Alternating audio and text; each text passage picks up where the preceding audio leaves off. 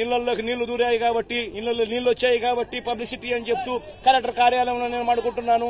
రాత్రి 2 గంటలకు press meet, రాత్రి 3 గంటలకు ప్రెస్ మీట్, ఎందుకంటే నిద్ర రాదు కాబట్టి ప్రెస్ మీటు అని చెప్పి ఇట్లాంటివి ఉండేటివి కాదు. కలెక్టర్లకు క్లియర్ కట్ గా మెసేజ్ పోయేది. వారం రోజులు మీకు టైం ఇస్తా ఉన్నా, వారం రోజుల తర్వాత మేము వస్తాము, వారం రోజుల తర్వాత స్వయంగా నేనే ముఖ్యమంత్రి హోదాలో నేను వస్తాను.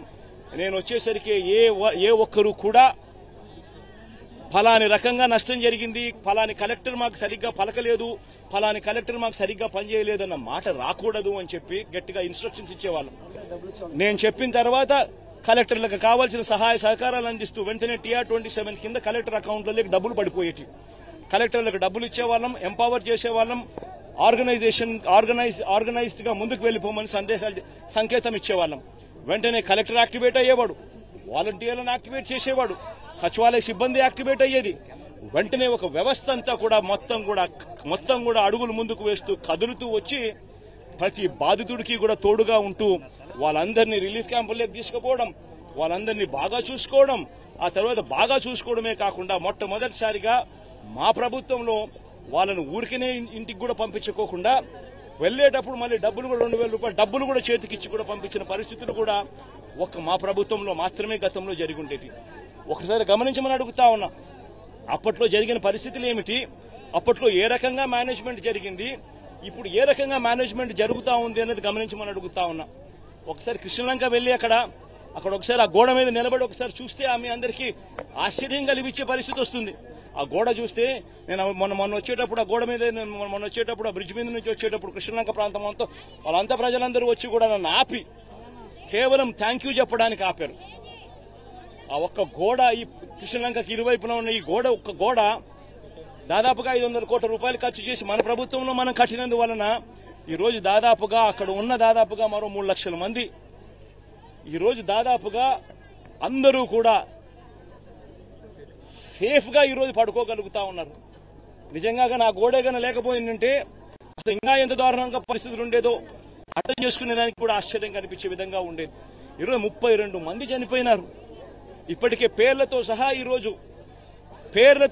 రోజు సాక్షి దినపత్రికల్లో ఇప్పుడు పేర్లతో సహా కూడా రాశారు, ఫలాని వాడు అని. ఆ 32 మంది కన్నా కూడా ఇంకా ఎక్కువగా ఇంకా చనిపోయిన వాళ్ళు ఇంకా తేలే పరిస్థితి కూడా కనిపిస్తా ఉంది.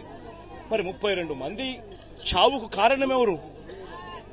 మరి ఇంత దారుణంగా ఆర్గనైజేషన్ మేనేజ్మెంట్ అనేది నువ్వు లేకుండా ఈ మాదిరిగా నువ్వు మేనేజ్ చేయడము అనంటే, ఇంత దారుణంగా మేనేజ్ చేయడము అనంటే అసలు నువ్వు ముఖ్యమంత్రిగా నువ్వు నీ పదవిలో ఉండడానికి నువ్వు అర్హుడివేనా అని చెప్పి ఒకసారి చంద్రబాబు నాయుడు తన గుండెల మీద తాను చేయి వేసుకుని ఆలోచన చేయాల్సిన అవసరం కూడా ఎంతైనా ఉంది.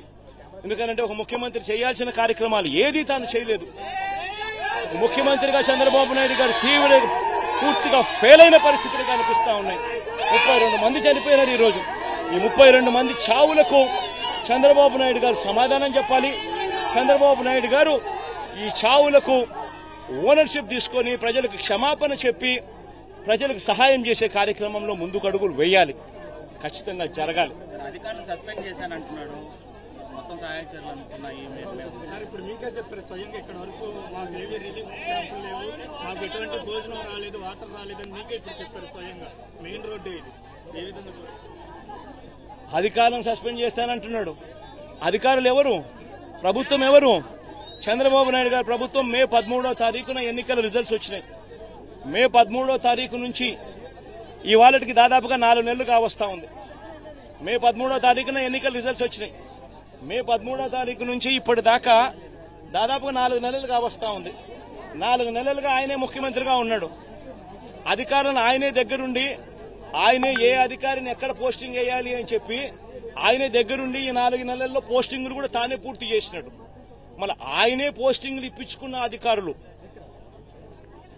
వల్ల ఇది జరిగింది అని చెప్పి ఆయనే చెప్తా ఉన్నాడు సిగ్గు లేకుండా అనంటే అంతకన్నా సిగ్గుమాలిన పని ఏదైనా ఉంటుందా? కేవలం ఆయన మీద వచ్చిన తప్పును కప్పిపుచ్చుకునేదానికి అధికారులను బలిపశువులను చేస్తూ అధికారుల మీద వేలెత్తి చూపించే కార్యక్రమం చేస్తా ఉన్నాడు. తప్పెక్కడ జరిగింది అని అంటే మొట్టమొదటిగా చంద్రబాబు నాయుడు దగ్గర తప్పు జరిగింది. అసలు ఫ్లడ్ తుఫాను వస్తా ఉందని నీకు బుధవారం రోజు నీకు సంకేతం వస్తే బుధవారం నువ్వు కన్నా ఒక రివ్యూ తీసుకుని ఉంటే ఆ రివ్యూలో irrigation secretary, revenue secretary, home సెక్రటరీని పిలిచి రివ్యూ తీసుకుంటే, స్పెషల్ ఆఫీసర్లను పెట్టి ఉండింటే ఎక్కడెక్కడ ఎంతెంత వర్షం ఎంత వర్షం పడబోతా ఉంది అన్న సంఘటన అన్న పరిస్థితులు నీకు తెలుసు. డ్యాంలలో రిజర్వాయర్లు ఎంతున్నాయో నీకు తెలుసు.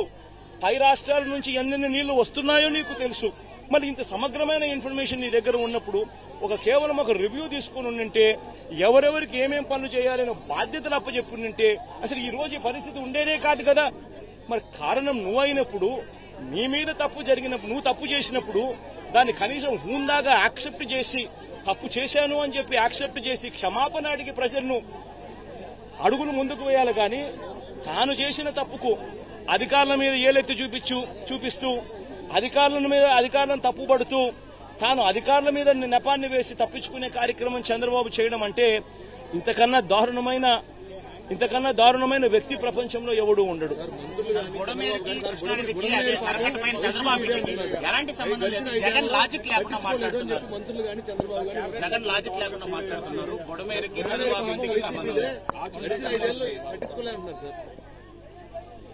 బుడమేరు నుంచి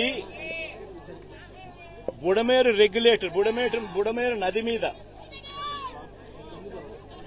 ఆ రెగ్యులేటర్ పేరు వెలగలేరు రెగ్యులేటర్ ఉంది. బుడమేరు మీద వెలగలేరు రెగ్యులేటర్ ఉంది. వెలగలేరు రెగ్యులేటర్ మీద ఉన్న లాక్స్ అంటే గేట్లు ఎవడెత్తాడు? శనివారం అర్ధరాత్రి తర్వాత ఎవడెత్తాడు? ఎందుకు ఎత్తాడు? చంద్రబాబు నాయుడు గారి అది ఎత్తకపోయిందంటే చంద్రబాబు నాయుడు గారి ఇల్లు మునిగేది. ఎందుకనంటే ఆ నీళ్లు ఇలా తిరుక్కుంటూ వెళ్లి చంద్రబాబు నాయుడు గారి ఇంటి దగ్గరికి వెళ్లేటివి, ఇల్లు చంద్రబాబు నాయుడు గారు మునిగేది. ఎందుకంటే అక్కడి నుంచి నీళ్లు డైవర్షన్ ఛానల్ ద్వారా పోలవరం కెనాల్లో పడి పోలవరం నుంచి కృష్ణానదిలో కలిసేది, ప్రకాశం బ్యారేజ్ దగ్గర కలిసేది. దానివల్ల చంద్రబాబు నాయుడు ఇంటి దగ్గర నీళ్లు దిగేటివి, చాటి చంద్రబాబు నాయుడు ఇల్లు మునిగేది. ఆ రెగ్యులేటర్ గేట్లను, బుడమేరు మీద ఉన్న ఈ రెగ్యులేటర్ గేట్లను ఎత్తింది ఎవడు?